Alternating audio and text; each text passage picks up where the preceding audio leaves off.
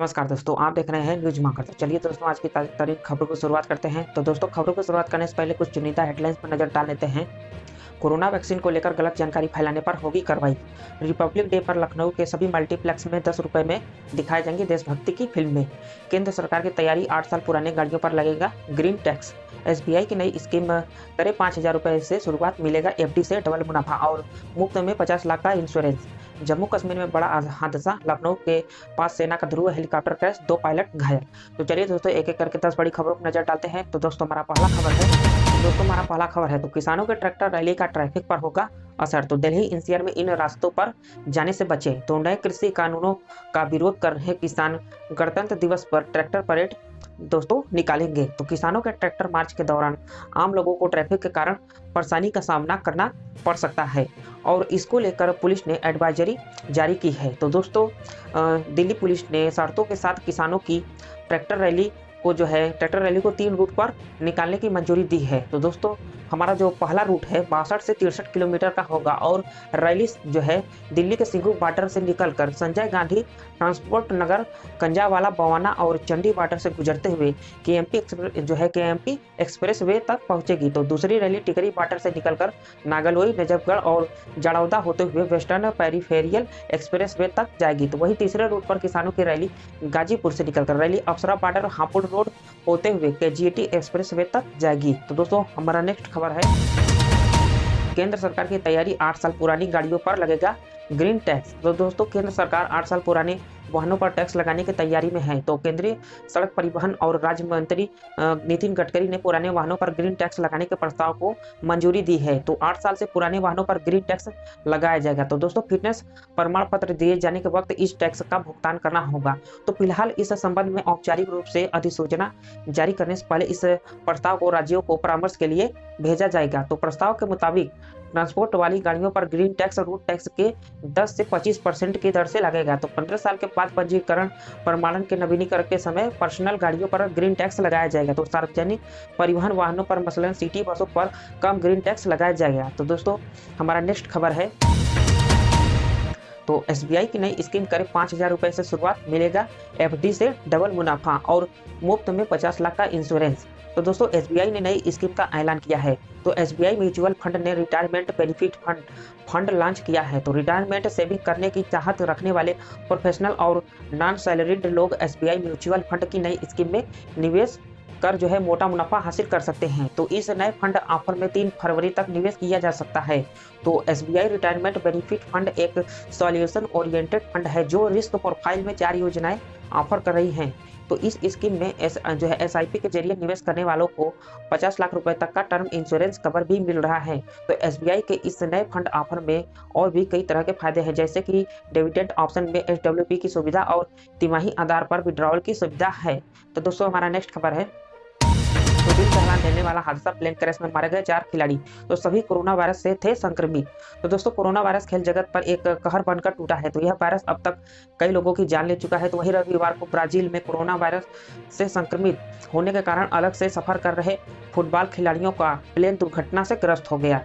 तो दोस्तों, local match से पहले विमान दुर्घटना में 4 खिलाड़ी और ब्राजील के फुटबॉल क्लब पाल्मास के प्रेसिडेंट की मौत हो गई। तो क्लब ने एक बयान में कहा है कि क्लब के प्रेसिडेंट लुकास मीरा और 4 खिलाड़ी लुकास प्रेसिडेस और बुलहिम नोए और रानुल और मार्कस मोलिनारी की रविवार को तब मौत हो गई जब ब्राजील के उत्तरी शहर पल्मास के पास उनका विमान टोकेंटेस और एयरफील्ड पर टेक ऑफ के दौरान तुरंत क्रैश हो गया। तो समाचार एजेंसी सिन्हुआ की रिपोर्ट के अनुसार विमान के पायलट की भी इस दुर्घटना में मौत हो गई है। तो दोस्तों, हमारा नेक्स्ट खबर है, तो जम्मू कश्मीर में बड़ा हादसा, लखनपुर के पास सेना का ध्रुव हेलीकॉप्टर क्रैश, 2 पायलट घायल। तो दोस्तों, जम्मू कश्मीर में बड़ा हादसा हुआ है। तो लखनपुर के पास भारतीय सेना का ध्रुव हेलीकॉप्टर क्रैश हो गया है। तो हेलीकॉप्टर दुर्घटना में 2 पायलट घायल हो गए हैं।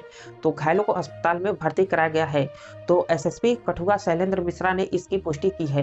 तो दोस्तों, जानकारी के अनुसार सोमवार शाम को लखनपुर से सटे सैन्य क्षेत्र में सेना एक ध्रुव हेलीकॉप्टर दुर्घटनाग्रस्त होकर गिर गया।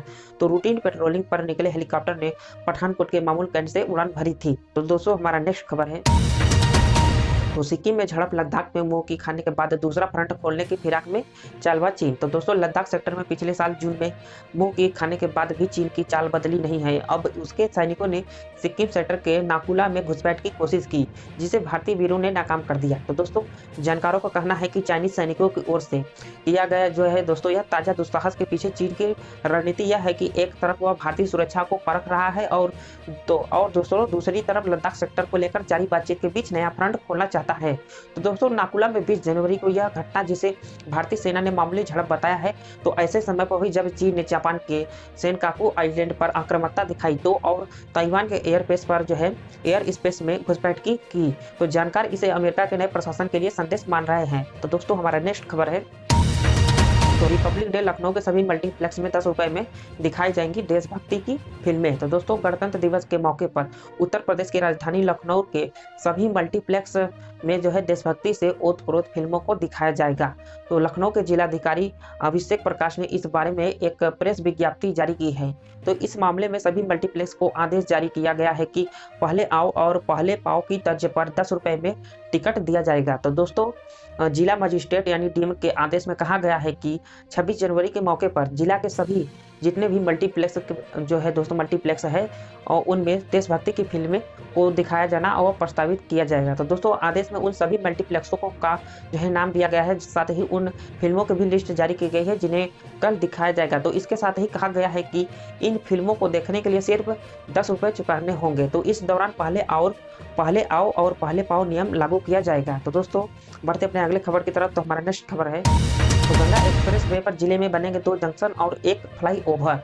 तो दोस्तों मेरठ से प्रयागराज तक जाने वाले 6 लेन के गंगा एक्सप्रेस वे पर संभल जनपद में 2 जंक्शन बनाए जाएंगे। तो जंक्शन के लिए मुरादाबाद आगरा नेशनल हाईवे पर चंदौसी के पास गांव मझोला और स्टेट हाईवे पर संभल गांव के बीच यह स्थित होगा। तो दोस्तों दोनों स्थानों पर वाहनों के उतार व चढ़ाव की व्यवस्था रहेगी। तो किसानों की जमीन चिन्हित कर ली गई है। अधिग्रहण के लिए 450 करोड़ रुपए की धनराशि खर्च होगी। तो दोस्तों गंगा एक्सप्रेस वे की कार्यदायी संस्था यानी उत्तर प्रदेश एक्सप्रेस वे प्रौद्योगिकी विकास प्राधिकारी जो कि यूपीईडा है। तो संभल जनपद की सीमा में इसकी कुल जो है लंबाई 38 किलोमीटर है। तो यह एक नेशनल हाईवे और 2 स्टेट हाईवे को क्रॉस करता हुआ गुजरेगा। तो दोस्तों 6 लेन के एक्सप्रेस वे का ब्लूप्रिंट तैयार हो चुका है। तो मुरादाबाद आगरा नेशनल हाईवे पर चंदौसी से जो है बहजोई के बीच गांव मझोला के पास मुरादाबाद अनूप शहर स्टेट हाईवे पर संभल से गवा के बीच गांव खिरनी के पास और बिजनौर बदायूं स्टेट हाईवे को संभल बहजाई के बीच गांव तरासी किरारी के पास क्रॉस करेगा। दोस्तों हमारा नेक्स्ट खबर है, वेदर अलर्ट। मौसम विभाग ने जारी की चेतावनी। तो शीतलहर के बीच दिल्ली सहित इन इलाकों में गरज के साथ होगी बारिश। तो मौसम विभाग के मुताबिक जो है अगले 2 दिन में दिल्ली, पंजाब, हरियाणा, चंडीगढ़ समेत उत्तर प्रदेश के कई इलाकों में तेज बारिश होने की संभावना है। तो इसी के चलते विभाग ने ऑरेंज अलर्ट भी जारी किया है।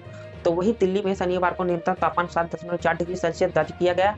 तो दोस्तों ऐसे में जारी अलर्ट के मुताबिक अगले 2 दिनों में तापमान इससे भी नीचे जा सकता है। तो दोस्तों मौसम विभाग के अधिकारी ने कहा है कि नया वेस्टर्न डिस्टर्बेंस शुक्रवार से पश्चिमी हिमालय क्षेत्र को प्रभावित करना शुरू करेगा। तो इसलिए दिल्ली के तापमान में गिरावट का अनुमान है। तो उन्होंने बताया है कि वेस्टर्न डिस्टर्बेंस के कारण पश्चिमी हिमालय के ऊपरी पहाड़ी इलाकों में बर्फबारी का अनुमान है। तो बर्फ से जो है दोस्तों ढके पहाड़ों से सर्द शुष्क हवाओं के आने से सोमवार तक तापमान 4 डिग्री सेल्सियस तक जो है पहुंच सकता है। तो दोस्तों हमारा नेक्स्ट खबर है, तो कोरोना वैक्सीन को लेकर गलत जानकारी फैलाने पर होगी कार्रवाई। तो इस बात पर जोर देते हुए कहा है कि देश में राष्ट्रीय नियामक प्राधिकरण ने दोनों टीमों को सुरक्षित और जो है दोनों टीकों को सुरक्षित और प्रतिरक्षात्मक पाया है। तो केंद्रीय गृह सचिव भल्ला ने कहा है कि निर्धार और भ्रामक अफवाहों को जो है सोशल मीडिया तथा अन्य मीडिया में घूम रही है, जिससे इन टीकों की सुरक्षा और प्रभावकारिता के बारे में संदेह पैदा करता है। तो पत्र राज्य के मुख्य सचिवों ने कहा है कि इस तरह की अफवाह फैलाना विशेष रूप से बड़े पैमाने पर लोगों के बीच अनुचित संदेह पैदा कर सकता है। तो इसलिए वैक्सीन की सुरक्षा और प्रतिरक्षात्मकता से संबंधित इस तरह के सभी प्रकार के निराधार आरोपों की जांच करने की आवश्यकता है। तो दोस्तों आज के लिए बस इतना ही, मिलते हैं फिर किसी नेक्स्ट वीडियो में। दोस्तों अगर आपको यह वीडियो अच्छी लगी हो, अगर आप हमारे चैनल पर नए हैं तो चैनल को सब्सक्राइब करें एवं बेल आइकन को प्रेस कर दें।